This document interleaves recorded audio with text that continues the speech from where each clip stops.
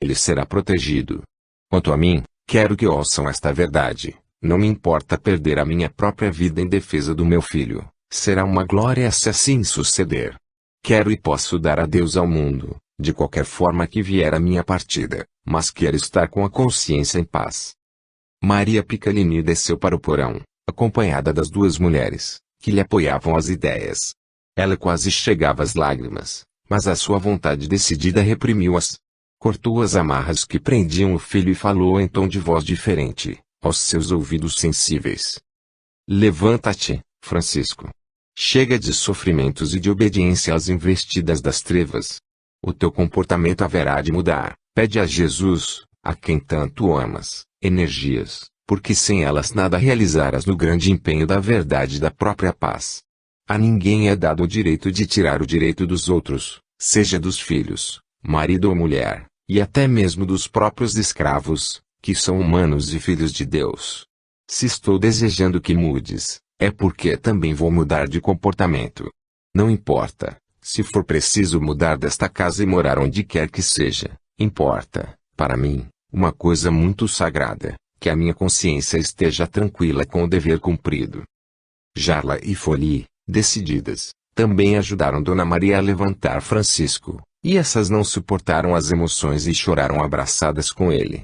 Francisco olhou para sua mãe com toda a ternura, a luz bruxuleante da candeia que Folie segurava, e disse com mansidão: Mamãe, não estou entregue à ignorância do meu pai por medo, coisa que nunca tive, porque a fé isola esse estado da alma.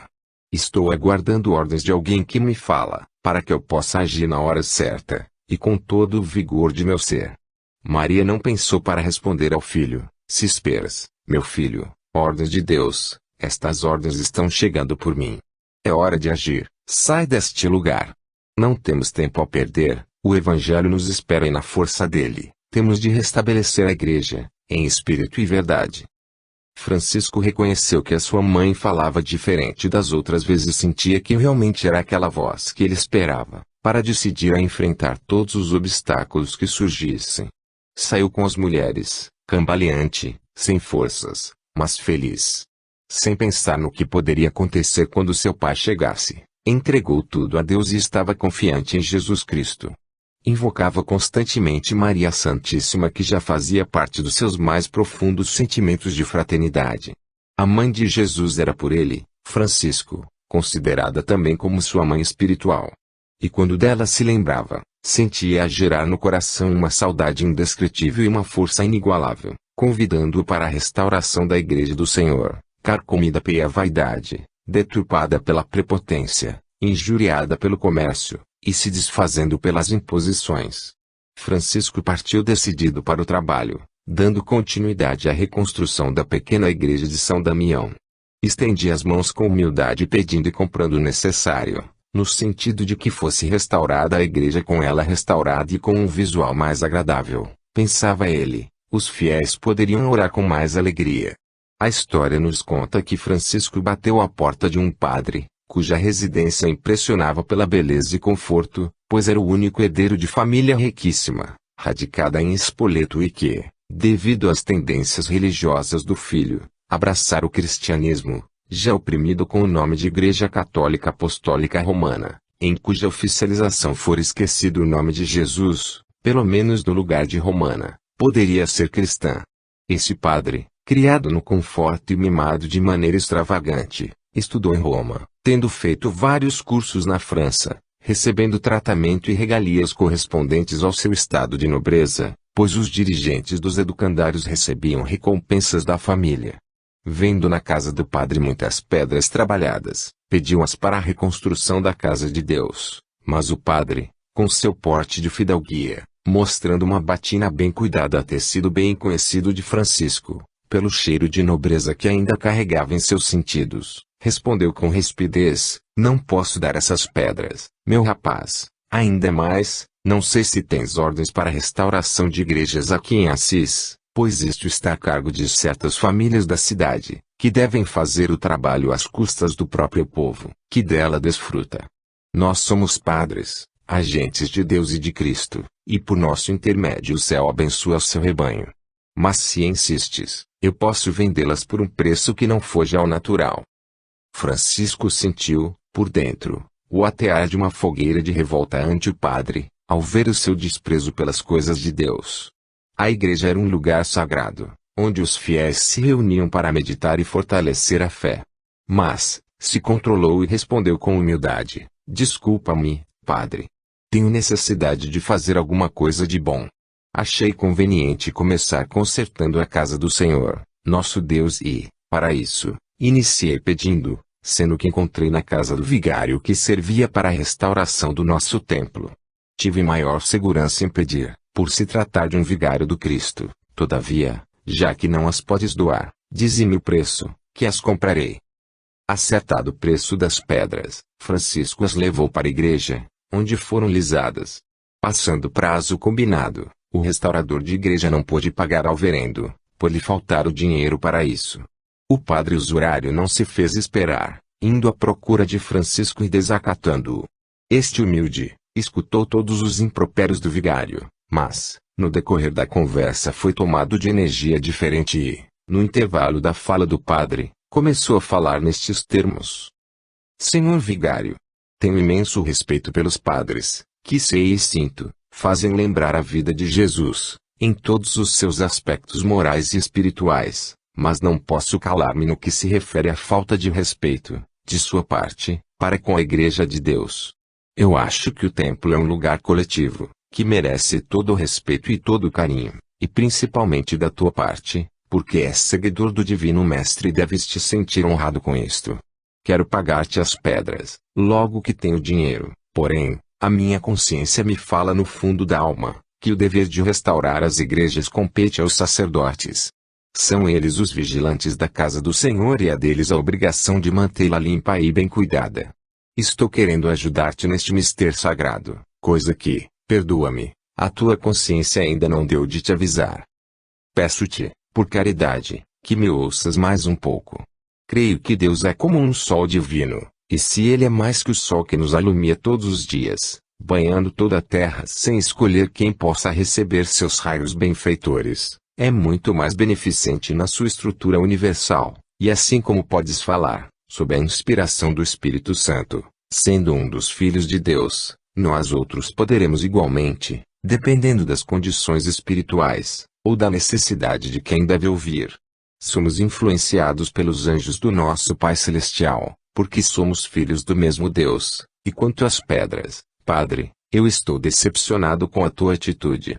Nunca pensei que um padre pudesse fazer o que estás fazendo. Lembrei-me fortemente de Judas com os 30 dinheiros. Que Deus te ajude para que não aconteça o mesmo contigo. Podes estar certo de que te pagarei, se não agora, mas hoje mesmo levarei à tua casa. Se não é muito dizer, é bom que nos lembremos que a vivência do Evangelho é renúncia, principalmente para um sacerdote.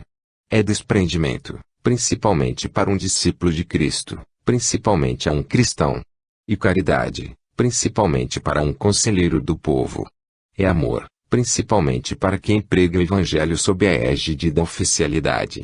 Peço-te de coração, não fiques aborrecido comigo, porque acima de tudo sei que somente damos aquilo que podemos dar. Que Deus te abençoe, que Jesus guarde o teu coração da influência do mal, que a nossa Mãe Santíssima guie os teus sentimentos, e que jamais faltem ao teu redor os anjos de Deus, a te inspirarem acerca das coisas certas. O padre, diante de tudo que ouviu da boca de um leigo como Francisco, propôs-se a calar. Regressou à sua mansão, irritado, pois sua consciência provava tudo o que Francisco lhe havia falado, e que seus ouvidos gravaram, entregando o arquivo consciencial. O filho de Bernardone, constrangido, pensava no que seria da doutrina do Cristo entregue àqueles homens. Qual o futuro do Evangelho de Jesus se continuassem os seus vigários, mantendo aquele tipo de atitude? Todavia, a mesma voz amiga reforçava o seu coração. Francisco. O Evangelho desceu do céu, não foi escrito pelos homens. Veio com o objetivo de reformar as criaturas e não se aborrece em esperar o quanto for necessário. Ele é a voz de Deus que se repete eternamente na alma, até esta compreender e ouvir o seu chamado. Nada se perde, porque Deus não é Deus de mentira. Segue avante, e vamos trabalhar na oportunidade que o Senhor te deu. No mesmo momento, o filho de Dona Piccolini começou a cantarolar pelas ruas de Assis. Falava com um, falava com outro da necessidade de restaurar as igrejas, e já à tarde tinha o dinheiro que devia ao sacerdote. Com muita alegria, buscou o padre em sua residência. Bateu à porta. Abriu o vigário com o rosto desfigurado, dizendo: "Já vens tu novamente. Que queres desta vez?" Francisco respondeu com ponderação e alegria: "Pagar o que te devo, senhor." Este estendeu a mão usurária e recebeu o dinheiro correspondente à dívida. Francisco despediu-se novamente com dor no coração, não pelo dinheiro, mas pelo procedimento de um pastor de almas. Entretanto, perdoou e abençoou o vigário. O padre, naquela noite, não pôde conciliar o sono. Levantou-se e foi contar o ouro recebido de Francisco, e, ao levar a mão ao dinheiro, aconteceu um fenômeno tramado na consciência. Suas mãos começaram a esquentar, o calor foi aumentando gradualmente e daí a instantes pegavam fogo, como se estivessem envolvidas chamas. Jogou as moedas no chão, notando que todas elas reluziam como se fossem brasas. Olhou para as suas mãos. E viu o mesmo espetáculo. Começou a gritar, ao que os criados acudiram, sem nada verem ou sentirem. Entretanto, as orações não resolviam o problema. Deitou-se na sua luxuosa cama. Pegou o crucifixo, pondo-o no peito e fechou os olhos repetindo Pai Nosso. Sua visão, sem querer, buscou Francisco, aquele mesmo rapaz humilde que comprara as suas pedras para consertar a igreja de Assis.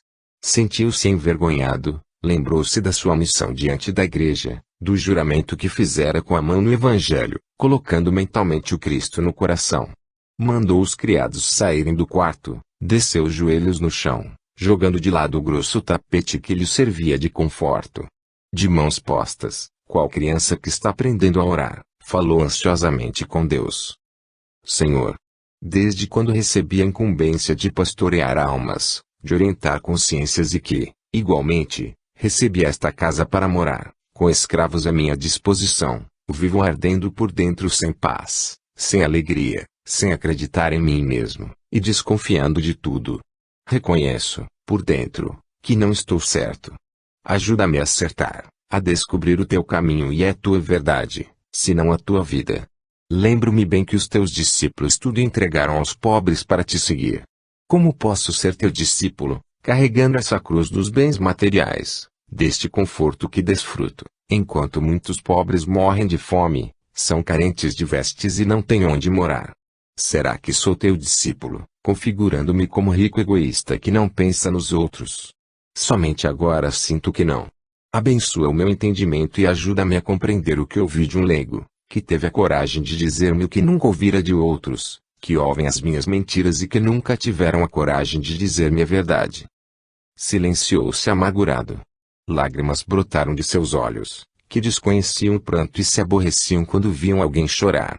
Sentiu-se impaciente dentro daquela casa e, naquela noite, pediu aos servos para dormir junto a eles, ao lado do palácio, em tosca cabana, onde não existiam catres, mas capim moído, acomodado em grandes sacos, cujo pano fora obra dos próprios escravos nas horas de folga. O padre sentiu-se feliz, estirado em uma enxerga, onde o odor não era dos melhores. Os escravos nada diziam pelos sons dos lábios, temendo o patrão, mas pensavam: será que o padre ficou perturbado?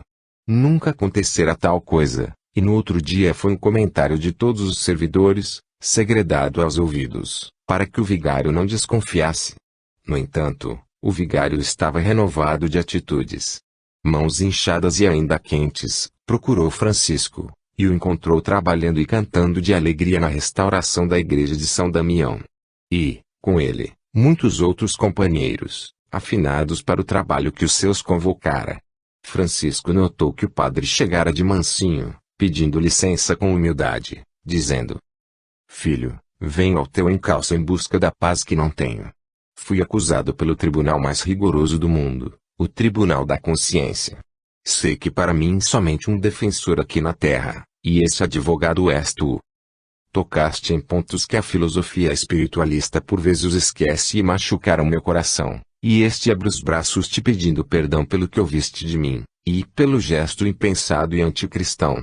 A minha ignorância te fez sofrer que não és padre e que as letras do mundo não se mostram em tua conversação. És despido de argumentos do mundo, totalmente inspirado pela força de Deus.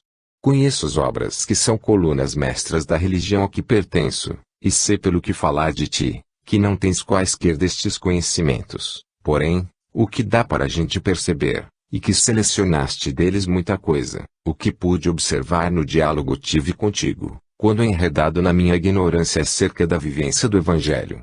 Mas nesta noite fui queimado, meu irmão, pelo mais abrasador fogo que existe no céu e na terra, o fogo da consciência, que envolveu minhas mãos depois que peguei aquele dinheiro maldito, fruto da minha incompetência espiritual. Não sou digno de ser sacerdote de Cristo, e em breves horas devo abandonar esta batina para aliviar as tensões do meu íntimo e meditar o que devo fazer na vida e da vida. Quero e há muito tempo sinto que preciso do Cristo em mim. No entanto, esqueci como os discípulos de Jesus viviam, as renúncias aplicadas por eles, a renovação interior neles verificada e a educação dos impulsos inferiores que nunca exercitei, por não encontrar talvez estímulo onde me ordenei sacerdote. Agora, encontrei quem me falasse a verdade frente a frente, e vejo que o teu futuro é grandioso, como o teu amor, que transcende todas as virtudes ensinadas pelos homens. O teu amor, pelo que sinto, estende-se a todas as criaturas, e nas tuas palavras nota-se algo a mais do que os sons, para a compreensão dos sentidos. Não te pedirei para eu seguir teus passos, mas vou, de agora em diante, fazer o que fazes, porque assim estarei sempre contigo, para melhor compreender Jesus, o Cristo de Deus. Todos ficaram emocionados com a resolução do padre, e Francisco sentiu-se imensamente gratificado com o fruto das suas atitudes em defesa da Igreja e da própria doutrina cristã. Dirigiu-se ao sacerdote com simplicidade, pegou as suas mãos bem tratadas, cobriu-as de ósculos umedecidos com lágrimas, e os que ali estavam trabalhando fizeram o mesmo. O sacerdote sentiu-se feliz pela primeira vez em sua vida, e suas mãos, antes em fogo, esfriaram, como se a sua consciência lhe desse trégua, pela alegria do coração. E ele, mesmo naquele porte nobre, abraçou as pedras para o serviço reparador. Com poucos instantes, sentia doer e se esfolarem os dedos, mas era uma dor diferente, que trazia satisfação aos sentimentos e paz à consciência. Daí a mais um pouco, notou as mãos incha perdendo aquela forma de beleza e a maciez característica de mãos que abençoai na posição de pastor de ovelhas. Olhou bem para elas e meditou no muito que tinha de modificar em sua vida. Francisco observou-lhe a rejeição da mente diante da sua mudança brusca, e reforçou as suas atitudes de acompanhar Jesus, com estes termos que a realidade faz compreender: as mãos não são adornos para a admiração alheia, mas ferramentas de trabalho para o aperfeiçoamento da alma. O sacerdote sacudiu a cabeça como que jogando fora alguns pensamentos intrusos e dispôs-se a trabalhar, cantando com os outros. O filho de Bernardone ficou ao seu lado, dando sequência à conversa, sem parar o trabalho, e falou-lhe ao ouvido: Padre, a igreja a que pertences pelo coração, e que ocupou e forma a tua inteligência para o serviço de santificação, está ruindo nos seus alicerces mais sagrados.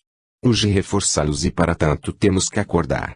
Não deveremos abandoná-la, mas ajudá-la no seu despertar para Cristo. Há 12 séculos que o nosso Divino Mestre trouxe diretamente dos céus, a luz para que não sucumbíssemos nas trevas. E esta luz vem se apagando, pela ignorância humana. Nunca poderiam os herdeiros do Evangelho estimular guerras e matar irmãos, por não pensarem como nós, nem destruir vidas preciosas qual estão fazendo há muito tempo, por causa de um simples pedaço de terra, que respeitamos muito, mas que não valorizamos tanto quanto eles, o Santo Sepulcro. Jesus é Espírito, e importa que o adoremos como tal e em verdade. Ele é qual ar, está em toda parte, bastando que o respiremos pelo amor. O padre, emocionado, sentiu uma força inexplicável penetrar em seu íntimo e chorou, trabalhando, mas chorou de entusiasmo, porque encontrou o que procurava há muito tempo, o encontro com Jesus. Estava ouvindo coisas que nunca ouvira de seus mestres em toda a sua carreira no clero romano, certificando-se de que a verdadeira sabedoria vem realmente de Deus. Os homens são apenas instrumentos da verdade que se consubstancia nas leis naturais da vida. E pediu então a Francisco, coisas que não pensara em fazer, com humildade. Quero ser teu discípulo. Francisco levantou a vista, olhou dentro dos olhos do sacerdote e falou serenamente: Seja discípulo do Cristo, meu irmão. Vamos trabalhar. A casa do sacerdote, daquele dia em diante, era para os sem-teto, e lá se formou uma comunidade de amparo aos sofredores de toda a ordem, e seu sítio em Rivotorto foi transformado em acampamento para os primeiros discípulos de Francisco de Assis. Ali reuniram, dentro da maior simplicidade, companheiros dedicados e decididos a acompanharem Francisco em seu esquema de pobreza e renúncia, no início de uma transformação social, lembrando com amor e cuidado os primeiros tempos do cristianismo. Já se pensava em muitas regras para a comunidade, e cada vez mais crescia o interesse das pessoas pelo Evangelho redivivo. Francisco não aceitava doações de qualquer ordem para a comunidade. Todos que nela ingressassem eram obrigados a se desprenderem dos bens materiais em favor dos sofredores e das instituições que amparassem a coletividade.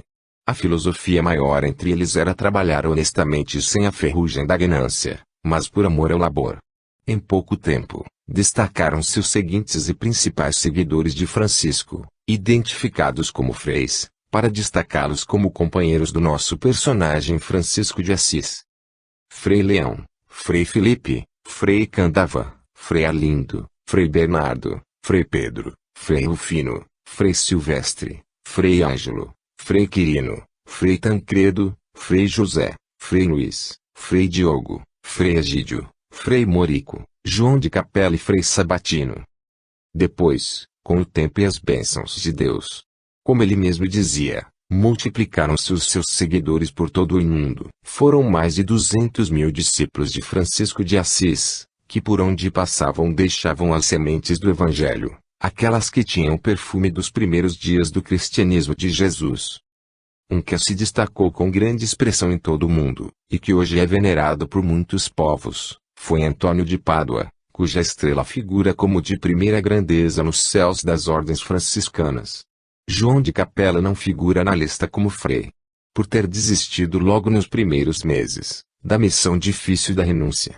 Ele foi se despindo de tudo se referia aos bens terrenos. Antes, já tinha trabalhado dentro de si, pois conhecia muito bem o espiritualismo em geral. Admirava a vida de Sócrates e de Platão, era conhecedor da vida de Buda, o Iluminado, e tantos outros espíritos de escola que vieram contribuir para a ascensão da humanidade. Todavia, quando chegou o momento de renúncia do ponto primordial da ordem, que era a castidade, não suportou a luta. E os conflitos íntimos o derrubaram. E ele, João de Capela, procurou seu pai espiritual, com quem teve o seguinte diálogo: Querido irmão Francisco, tenho por ti grande admiração e respeito. Tua presença me confunde e me faz pensar, no que tange à religião, a Deus e a Cristo. Teu modo de vida inflama meu coração de virtudes, dando-me forças para trabalhar dentro de mim. De vez em quando caio em êxtase, nas minhas orações. Mas quero, irmão Francisco, falar-te a verdade, não posso esquecer o sexo.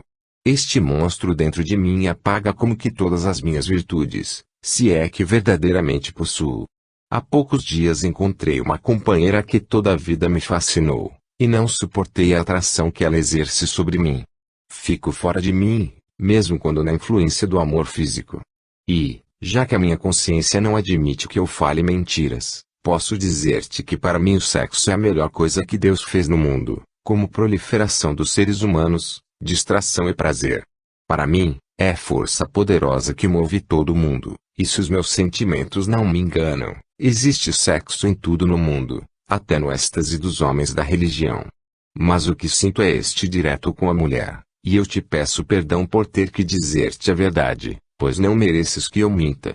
Sinto na tua pessoa a imagem do próprio Jesus, nos chamados para a perfeição espiritual.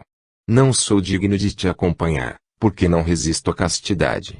Vivo ainda sob influência animal. Francisco já tinha notado, antes que ele falasse, a sua inquietação por mulheres, até mesmo pelas irmãs que frequentavam a comunidade, e orava por ele sempre que se lembrava de suas fraquezas. Olhou serenamente para João de Capela e disse com benevolência: João, não deixo de te amar por isso. Continuas a ser meu filho espiritual. A vida movida pela inteligência de Deus sabe o que fazer, e está vendo primeiro do tu, as tuas necessidades. O tempo que gastamos no aperfeiçoamento é incontável pelos homens, mas nunca deixamos de ser filhos de Deus, porque não alcançamos tal ou qual virtude. Nós te agradecemos pela tua franqueza, que muito nos ajuda no resguardo para com nossas irmãs, e te peço que te esforces todos os dias, para que o equilíbrio se faça em teu coração, que muito nos cativou, e que merece todo o nosso carinho e amor. Prossegue nos trabalhos que começaste há muito tempo, de reforma da tua igreja interna, no altar do teu coração. Deus jamais deixa sozinho o aprendiz de boa vontade, nos caminhos das experiências. Se o teu corpo pede e a tua mente não encontra recursos para satisfazê-lo de outra maneira, seja precavido, e estuda bem quais os caminhos legais que devem ser tomados, evitando os desastres ocorrem nesse ambiente, onde estão envolvidos vários sentimentos e troca energias que desconhecemos. Que Deus te abençoe onde escolheres para viver. Vai, meu filho, porque o teu trabalho pode ser em outro lugar, porém esquecer que, se tudo foi feito por Deus, tem a nossa parte, que devemos saber, dentro das diretrizes comandadas pelo bom senso. Que Jesus Cristo te guie sempre. João de Capela despediu-se e prometeu voltar quando estivesse em morais e espirituais para segui-lo. Direcionado por todas as renúncias da ordem, Francisco foi a Roma. Sentiu necessidade de ir ao encontro do Papa, para que este desse ordem, para que ele se movimentasse no seio da Igreja Católica Apostólica Romana, mesmo sem ser padre, pois pertencia à religião pelo coração, compreendia a sua missão dentro da comunidade religiosa, que tinha Pedro Apóstolo, o primeiro Papa, e para isso, necessário se fazia que o clero fizesse algumas mudanças, pelo exemplo de alguém, na vivência de cada dia. Era consciente e compreendia profundamente o que era catolicismo e cristianismo, mas também era do seu conhecimento que deveria trabalhar com humildade mesmo diante da prepotência, desenvolvendo um campo de renúncia com a finalidade de despertar no coração do alto clero, o amor pelo próximo e o respeito pelos direitos humanos de qualquer natureza. Uma religião não tem o direito de sufocar outra, nem de desmoralizar quem pense de modo contrário ao da sua formação espiritual. Logo entendeu que os conceitos de Jesus de Nazaré eram verdadeiramente a religião do amor. E isso requeria de sua parte e da comunidade que fundara, muita tolerância. Ele era um semeador que veio semear. Não dissera certa feita o Cristo aos seus discípulos que não arrancassem o joio, enquanto não amadurecesse o trigo. E era isso que ele deveria fazer, deixar os dois crescerem juntos, que Deus, na hora certa, arrancaria o joio. Decidiu ir a Roma, e logo partiu com alguns dos seus seguidores. Era Papa àquela época, Inocêncio III, italiano que governou 18 anos, 6 meses 9 dias, os destinos da Igreja Católica Apostólica Romana, do ano de 1198 a 1216. Francisco chegou à Cidade Eterna, fazendo enunciar a sua necessidade de falar com o Papa. Com muito custo, conseguiu que a sua pretensão chegasse até o mandatário da Igreja, pois os intermediários criavam barreira de difícil transposição, entre o Vaticano e os visitantes. Somente havia fácil acesso quando estes fossem enviados por nobres, reis ou altos mandatários de outros países. E Francisco, um punhado de acompanhantes maltrapilhos, não tinha chance de conversar com o corte do clero. É conveniente que lembremos, nesta hora, o Salmo 60 versículo 11, como profecia cumprida depois de passados 2000 anos. Pus um pano de saco por vestes, e me tornei um objeto de escárnio para eles. As vestes de Francisco de Assis, como de seus companheiros, eram de sacos, daqueles que já haviam servido em outras atividades, presos na cintura por cordões trançados pelas suas próprias mãos. E assim, dentro dessa simplicidade, chegaram ao Vaticano, para falar com o Papa Inocêncio III. Procuraram uma estalagem logo na estrada, mais distante do formigueiro humano, onde havia gente de todas as nações, em variadas funções, por ser a região o centro de todo o mundo. Francisco de Assis encontrou no dono da pousada um companheiro por ter ideias que afinizavam com as suas. Era um português radicado em Roma, já com muitas propriedades, de nome Antônio José Joaquim Maria, conhecido por José Maria e procurado por visitantes de todo o mundo, que iam a Roma. Francisco, na sua mais alta simplicidade, Expôs para o Senhor José Maria o seu ideal, que era falar com o Papa Inocêncio III sobre a sua missão e o modo como entendia o Evangelho de nosso Senhor Jesus Cristo. O estalajadeiro, ao ouvir Francisco, ficara admirado com tão alta filosofia. Estava acostumado com gente de todas as categorias literárias e sábios de muitos países, que por ali passavam, mas nunca ouviram o que saiu da boca daquele homenzinho simples no falar, mas sábio quando entendido.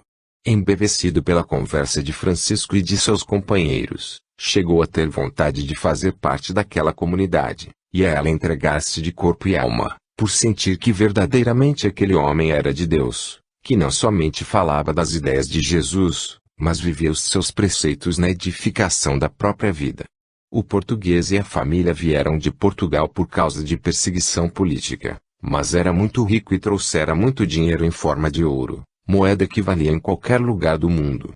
O que ele achou inconveniente nas regras de Francisco, mas sem expor seu ponto de vista, foi a renúncia aos bens terrenos e à castidade. Para ele, as mulheres se constituíam em prêmio de Deus aos homens e para a terra, e o sexo era o conforto que todos poderiam ter. No resto, estava de pleno acordo. Achava que o clero deveria passar por urgente reforma e que estava mesmo decaindo. O Vaticano, falava baixinho ao ouvido de Francisco, está empobrecendo o mundo, é dono de muitas propriedades e domina as consciências. Está ficando prepotente, orgulhoso, e até fazendo guerras, matando em nome de Deus, perseguindo em nome do Cristo. De vez em quando, punha a mão na boca, com medo, pois era estrangeiro e deveria comportar-se bem no país que o acolhera, e respeitar as leis, fossem elas quais fossem. O homem de Assis logo notou, pela sua penetração psicológica, a fraqueza do dono da estalagem, e a nada o forçou. Seu caminho era outro, deve dominar os impulsos inferiores para combater o anticristo, não pelo verbo em imensas plateias, porém, ao longo da vida, no dia a dia com cada um. O português poderia ser seu amigo em Roma, nada o impedia. Seria mais uma força em favor do evangelho redivivo, entretanto, andar com ele, ser seu companheiro, era para os que renunciassem a tudo, até, se necessário, a própria vida, para que Cristo vivesse com maior expressão e fosse lembrado com maior interesse. O dono da estalagem trazia gente nova todos os dias para conversar com Francisco, e todos saíam admirados com a sua presença e a sua fala. Trocavam ideias até alta madrugada, sempre em torno da vida de Jesus, de sua missão de Francisco no mundo, e de seus mais profundos objetivos. Certa noite, já se fazia silêncio profundo na cidade eterna e as estrelas brilhavam com mais intensidade como olhos de Deus. Estavam somente os dois homens, Francisco e José Maria. Este último pegou nas mãos do filho de Bernardone e beijou-as com ternura e falou comovido. Meu amigo, na noite passada tive um sonho, que não acredito ser sonho, mas realidade. Pude observar um cortejo de anjos descendo nessa estalagem, e adentrando-se pela casa à tua procura. Alguns deles beijaram as tuas mãos, falando palavras de conforto e de esperança, e cobrindo-te da mais bela roupagem que se pode pensar. Pareceu-me que o céu desceu à terra à tua procura e até alimentos te deu em forma de luz. Cantaram hinos de louvor a Deus, falaram-me sobre coisas que não entendi, mas sei que estão dentro de mim. Quando aqui chegaste, eu era contrário à tua ida ao Vaticano, para falar com o Papa, pelo modo como tivestes. Eles não o receberiam, pois muitos barões, como dizia até mesmo reis, por vezes perdem viagens na busca de entrevista com sua santidade. Ele não fala com todos os que o procuram, e as tuas vestes denunciam muita pobreza, mas agora, que sei quem és, acho que o Papa deveria ouvi-lo e deves insistir em conversar com sua santidade, pois muita coisa poderá ser mudada. Que Deus te abençoe. A casa aqui, Francisco, é tua, bem como de teus companheiros, poderás ficar o tempo que te aprouver para esse serviço de Deus. Francisco quis passar para ele alguns valores, em pagamento dos dias que estavam ocupando a sua estalagem e, por vezes, comendo, mas ele definitivamente não aceitou, colocando-se à sua disposição para tudo que dele precisasse. Francisco, meio constrangido, pensou no que poderia fazer em favor do dono da estalagem. Ele com os companheiros passaram a cozinhar nos momentos que sobravam para o descanso, começando a trabalhar, mesmo sob o protesto da família do português. Foi uma grande alegria para todos da estalagem. Dona Zita, mulher do português, aproximou-se de Francisco com respeito e falou com meiguice: não é necessário que aqui trabalheis, ainda mais na cozinha, para comer e dormir. Todos vós tendes o direito de usar esta estalagem o quanto quiserdes, por serdes filhos da caridade, e preocupardes somente com o bem-estar das criaturas. Meu marido vos conhece bem e sabe que sois da mais alta confiança, pelos ideais que pegais nos corações. Francisco olhou para Dona Zita com ternura, e falou-lhe ao coração: senhora, os teus sentimentos estão iluminados pelo amor de Deus. No entanto, quero que todos desta casa saibam que o trabalho para nós é força que alivia a consciência e desata a alegria presa no coração. O primeiro dever do homem deve ser o trabalho que, com amor, é a oração das mais festejadas pelos anjos dos céus. Quem não trabalha com alegria não sente a manifestação da vida e não tem oportunidade de conhecer o Criador, que não para um instante, e Jesus Cristo, que opera sempre em nós e fora de nós. Nós te pedimos, por caridade, que nos deixes trabalhar na cozinha e na limpeza desta casa, cujas portas foram abertas para nós, e a fraternidade nos acolheu como filhos do coração. E pegando as mãos grossas de Dona Zita, beijou-as com gratidão, dizendo: Deus te abençoe, e que a vida te conduza para o coração de Cristo. A emoção, com a participação dos sentimentos do amor, fez a senhora chorar e sair limpando os grandes olhos no avental de trabalho. Francisco era um imã, cuja força penetrava em todos os corações que, como ele, amam a Deus e a Cristo. Todos, sem exceção, que ouvissem o filho de Dona Maria Picalini, encantavam-se com a sua presença, que personificava o amor. Os companheiros de Assis trabalhavam com todo o carinho na higienização da casa e da cozinha propriamente dita, no preparo de alimentos para centenas de pessoas, quase todas viajantes, que vinham visitar ou comerciar em Roma, levando a sua fama para o mundo inteiro. Certa noite, José Maria, meditativo, procurou Francisco, que ainda não tinha comido, agasalhava seus companheiros, querendo saber se tudo estava bem em seus corpos e almas. Quando conversava de cama em cama como era seu costume, entrou-se Maria, que queria conversar um certo assunto com Francisco, falando-lhe: Estimado senhor, o nosso respeito. Se for da graça de Deus, quero falar-te algo, que faz o meu coração descompassar de vez em quando. Comovido, a fala custava a sair, e neste intervalo, Francisco respondeu com interesse: Fala, meu irmão, fala. Para nós é um prazer ouvir-te, queremos mesmo tudo o que teu coração queira nos contar e, se estiver ao nosso poderemos ajudar-te ou pedir a Jesus, o que é mais indicado para todos os casos. José Maria sentou-se em tosco banco com Francisco, e narrou para seu sofrimento: Francisco, tenho uma filha a quem amo muito. A princípio, ela foi desprezada pela minha esposa, não sei bem por que motivo. Só sei que ela é a própria vida e que, de 3 anos para cá, começou a apresentar umas escamas em todo o corpo. Essas escamas caem com o tempo, ficando em seu lugar ferimentos cujas secreções são intoleráveis e ninguém suporta o mau odor. Os outros irmãos o desprezaram igualmente, e ela vive hoje lá nos fundos, em um cômodo que fizemos para ela. Também não se levanta da cama, tendo uma criada somente para olhá-la dia e noite. Eu durmo lá com ela e isso faço por amor. Não me esqueço desta criatura um só minuto. É uma moça linda, em seus 22 anos de idade, que tinha muitas esperanças na vida. E eu te peço, pelo amor que tens aos teus pais ou alguém a quem muito amas, que a visites. Uma coisa dentro de mim me faz pedir-te para abençoá-la, e se possível, levar-lhe a tua palavra consoladora. Quem sabe poderás devolver alegria e esperança ao seu coração sofredor. E não pôde mais conversar pela emoção, pela dor que sentia ao vê-la, mesmo em pensamento, naquele estado. Francisco, condoído por ver o estalajadeiro naquela depressão, sofrendo pela filha enferma, começou no silêncio da alma, a pedir a Deus pela saúde da moça. O português prosseguiu com certo cansaço. Já procuramos todos os meios de tratamento e falharam todos os recursos, não sei mais o que fazer. Tenho dinheiro e posso gastá-lo para curá-la, mas com quem e onde? As portas, Francisco, estão todas fechadas. É uma doença incurável para os homens. Só Deus. Só Deus. e o lenço umedeceu novamente no pranto. Francisco esperou que José Maria chorasse o tanto que seu coração pedia, e falou com a brandura que lhe era peculiar. Meu irmão, é bom confiar mais em Deus. Não se esquecendo de Jesus, que curava todos os tipos de leprosos com um toque de suas divinas mãos. E ele pode estar presente onde se reúne em seu nome. Deus não é Deus de medidas, amor é imensurável e atende a todos os seus filhos.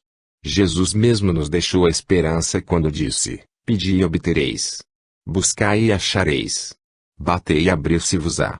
A fé constitui a chave que abre todas as portas para o milagre da vida, e a criaturas.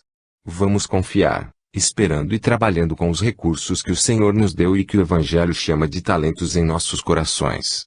Se for do teu agrado, quero vê-la agora, pois para nós e para o serviço de Deus, não existem horas, desaparece tudo, como todos os obstáculos, para somente vigorar a sua soberana vontade. José Maria, confiante na força daquele homem simples, mas grande em Cristo, segurou suas mãos e saiu guiando no grande quintal, à luz das estrelas, repetindo: Graças a Deus! Graças a Deus! Bateu levemente à porta e a criada, que tinha ficado de guarda, abriu no mesmo momento. Francisco viu aquele rosto chagado à luz bruxuleante da candeia. Passou os olhos pelo corpo da jovem e ficou comovido até as fibras mais íntimas da alma, pois o seu sofrimento ultrapassava o linguajar de quem o narrasse. Os olhos vivos nadavam em lágrimas, em mímica divina, pedindo socorro. O coração, em saltos, já esperava aquele homem santo, do qual seu pai lhe falara. A criada quis sair do quarto, com medo de atrapalhar a visita esperada de Francisco, mas este não consentiu. Pegou nas mãos calosas de Efrânia, e falou com bondade aos seus sentimentos: Fica, minha filha, nós precisamos do teu apoio espiritual, da tua presença que muito nos agrada. E beijou as suas mãos demoradamente. A velha, que nunca recebera na vida aquela atenção, sentou-se no catre onde dormia seu patrão e nada respondeu, chorando como criança, como alguém que nada sabia responder, mas que sentia o amor daquele homem penetrar em seu coração. A moça nada falou. O pai fechou a porta, e, sentindo um ambiente de paz espiritual, ajoelhou-se à beira da cama da filha, fazendo Francisco mesmo. E naquele instante de emoção e preces, de fé e de confiança em Deus, Francisco, pela primeira vez sentiu algo diferente ao ouvir aquela voz que ele tanto conhecia. Francisco. Francisco. E ele respondeu mentalmente: Aqui estou, meu senhor, que queres que eu faça? Ponto. Começa hoje, agora, a tua missão de erguer a minha igreja, fazendo lembrar o que eu fiz. Deves falar das belezas dos céus, do tesouro espiritual que constitui o Evangelho, como a boa nova para os homens e insistir no bem até o fim da tua vida, sem esmorecer. São essas as sementes da vida, na vida de Deus. O que vais fazer agora é o fruto do que vives, pois as curas são, ante os homens, as melhores testemunhas de que estás comigo. Eles pedem prodígios a fim de despertarem para o milagre das transformações. O curso da tua vida vai mudar, e aqueles que assentam em tronos de ouro vão te ouvir, porque eu, na verdade, te digo que vou usar as tuas mãos e a tua língua para relembrar o meu evangelho, que por ora está escondido. O ambiente fosforesceu de luzes, cambiantes de claridade se faziam todo o quarto da filha de José Maria. Duas mãos invisíveis tocaram em Francisco, de sorte ele sentir o calor divino em seu corpo humano. A Frânia perdeu um pouco os sentidos e da sua boca, nariz e ouvidos escorrer como que um gás esbranquiçado, mas de natureza viva. Francisco, impulsionado pela inteligência que lhe falara, levantou-se e tocou o corpo da filha do estalajadeiro e esta foi coberta por fluidos imponderáveis e ativos correram em todo o seu ser, restabelecendo, como por encanto, todos os tecidos da epiderme. Filetes de luz verde claro entraram na sua corrente sanguínea, expulsando ou destruindo determinados agentes da desarmonia orgânica. Outros interpenetraram o seu cérebro, localizando-se no centro da vida, vibrando com intensidade em todos os seus centros energéticos e dali deslizaram para todas as glândulas secretoras, reagindo sobre o baço e o fígado, e descendo como fenômeno incompreendido pelos homens, em forma de secreção, para os intestinos. As veias dos meridianos foram desobstruídas pelos fluidos benfeitores, descarregando o imprestável pelos pés da criatura sofredora. Francisco parecia mudar de cor, como se assumisse a função de fios elétricos recebendo alta carga de eletricidade divina, despejando-as em forma de saúde e de bem-estar em favor daquela moça, filha de Deus, sob a proteção física de José Maria. A moça gemia e suava, em forte delírio. O corpo de Francisco, aos olhos espirituais, estava iluminado, o seu coração parecia um pêndulo de luz a pulsar dentro do peito e a sua mente, um espelho que refletia o pensamento daquele que foi, era e seria sempre o seu mestre. No êxtase da operação espiritual, Francisco, reconhecendo que Jesus opera por seu intermédio, agradeceu com gratidão, sentindo-se plenamente consciente do que estava fazendo em favor daquela criatura sofredora, aliviando um coração de pai que tanto padecia. Senhor, agradeço-te por tudo que fizeste em benefício desta família que considero minha também. Não mereço este teu convívio nas minhas andanças, e peço-te em favor dos sofredores, à luz do entendimento, que eles sejam curados dos males da carne, porém, que não se esqueçam do tratamento espiritual, exercitando todos os dias a conduta reta, estimulando a renúncia das coisas supérfluas, desativando os instintos inferiores, corrigindo os desatinos referentes aos impulsos da carne e melhorando as ideias de perdão e de caridade. Nós te pedimos, Senhor, que não nos deixes cair em novas tentações, no que se refere à usura, à mentira e ao ódio, e que cresça em nós o ambiente aquela que não esquece o trabalho honesto. Nós te pedimos, meu Senhor, em nome de Jesus, o Cristo da vida, que os nossos gestos impensados que possam ferir os outros e que a nossa vida possa ter a sequência que corresponda às vidas dos santos, mostrando a presença dos grandes sábios junto de nós.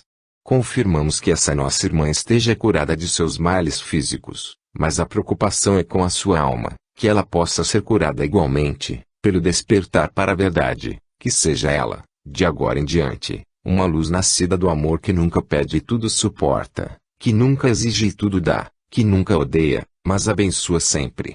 Quanto a mim, este teu filho e devedor comum da humanidade, ajuda a melhorar e a cumprir a tua vontade e não a minha, porque sabes melhor do que onde que mais preciso, como servo fiel do teu mandato. Lembro-me, neste momento, de Maria Santíssima, nossa Mãe das criaturas, que ela interceda por nós no reino em que habita, e que guie esta casa na pauta dos deveres que se propôs a seguir, alimentando a fé e cuidando do próximo, como se fosse continuação dos próprios familiares. Que Deus, na sua glória e majestade, abençoe a todos nós. A moça já estava dormindo profundamente, coisa que não fazia há dias. O ambiente estava sereno. O português chorava baixinho e os sentimentos da velha não eram outros. Francisco pediu para que todos saíssem do quarto e deixassem a moça sozinha, pois ela estava em condições de rápido restabelecimento. Um leve perfume inundou a atmosfera do quarto, acompanhando os assistentes, recendendo por toda a casa. A alegria era indescritível. E a esperança dos três personagens era vê-la no dia seguinte. Francisco não estava enganado, sabia da cura instantânea da moça, porque tinha ouvido quem nunca falara mentiras. No outro dia, a moça acordou cedo, chamando a criada com alegria. Afrânia. Afrânia. Vem cá, chama igualmente meu pai, chama o meu pai. Afrânia, eu estou curada. Que bom, meu Deus, eu estou curada. Sinto-me perfeitamente bem. Graças a Deus. Eu tive um sonho, Afrânia. A criada, logo chegando, ouviu a narração da senhorinha Adália e ficou patada, dizendo em seu íntimo: aquele homem é um santo. O senhor Francisco é um santo. E foi correndo chamar o seu patrão.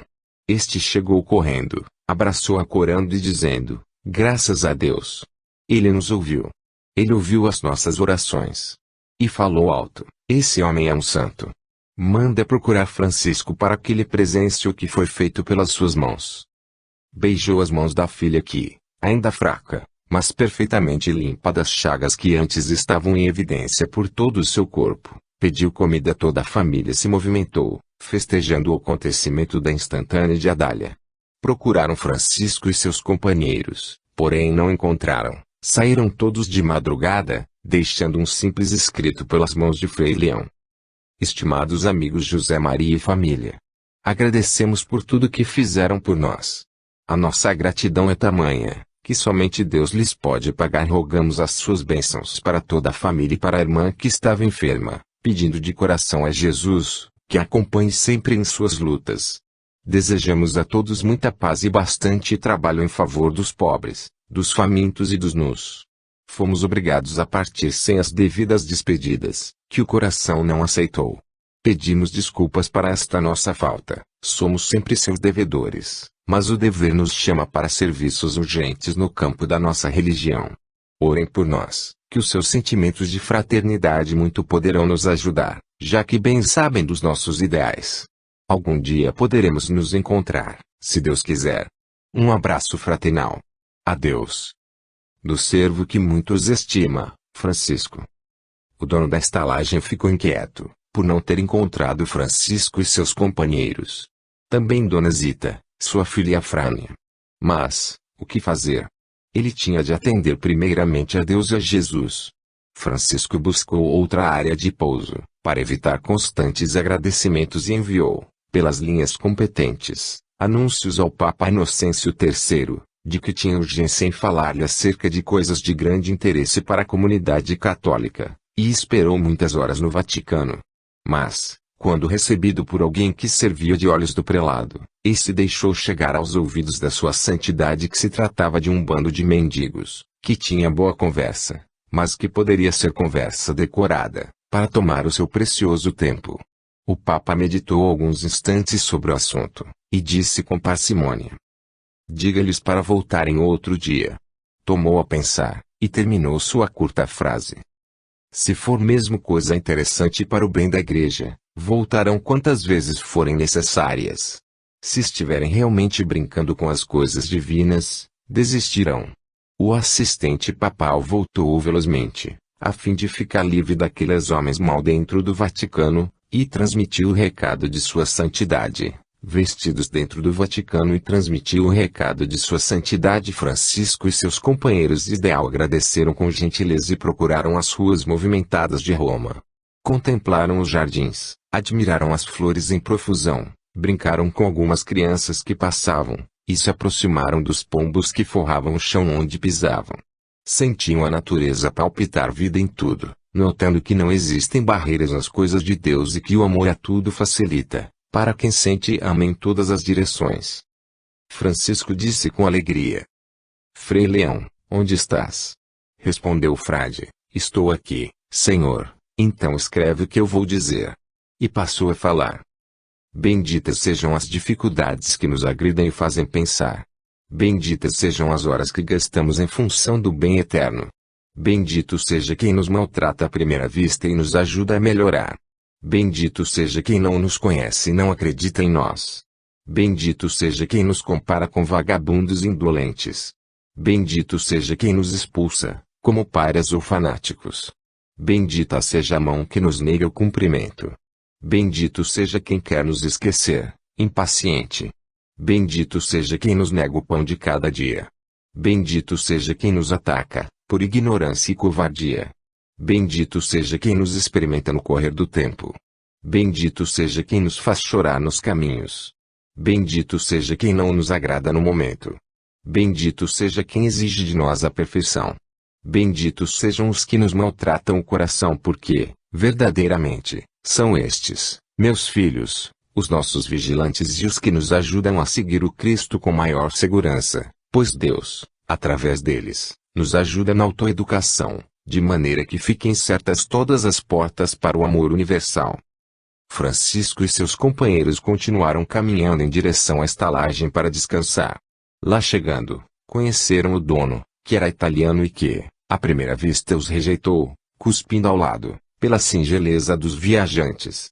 Na mesma hora mandou apresentar-lhes desculpas, por não poder hospedá-los mais, porque já estava comprometido anteriormente com outras pessoas e que nada precisariam pagar pela noite que tinham dormido na hospedagem. Francisco insistiu em pagar, com alguns recursos que ainda restavam, mas o estalajadeiro não quis receber. Assim, agradeceram, partiram sem revolta. Francisco, imensamente inspirado, falou ao Frei Leão: Frei Leão, abra o livro de Deus, sem a tua participação na escolha do que vais ler. Frei Leão tirou do bolso o livro e atendeu a Francisco, interrogando, a página toda? O filho de Dona Pica respondeu com bondade, não, somente onde o teu dedo polegar se encontra aprendendo o escrito. E ele passou a ler, pausadamente, a fala de Paulo aos Tessalonicenses, capítulo 5, versículo 18, que registra o seguinte conceito. Em tudo, dá graças, porque esta é a vontade de Deus em Cristo Jesus para convosco. Francisco, sorridente, disse a Frei Leão com entusiasmo, Frei Leão, toma a ler, para a nossa felicidade e amparo o coração. E Frei Leão tomou a ler, em tudo, dá graças, porque esta é a vontade de Deus em Cristo Jesus para convosco. Todos sorriram, e a alegria se alimentou de mais fé, por serem expulsos estalagem naquele momento e sentirem a presença de Deus. Por intermédio do Cristo, na pessoa de Francisco, servo humilde e fiel aos desígnios da providência divina. Aquela noite passaram nas fraldas da grande metrópole, debaixo de uma árvore amiga, que nada exigiu dos andarilhos de Deus. Quando todos já estavam acomodados no seio da natureza, Francisco atendeu ao seu costume habitual de oração e entregou-se à prece.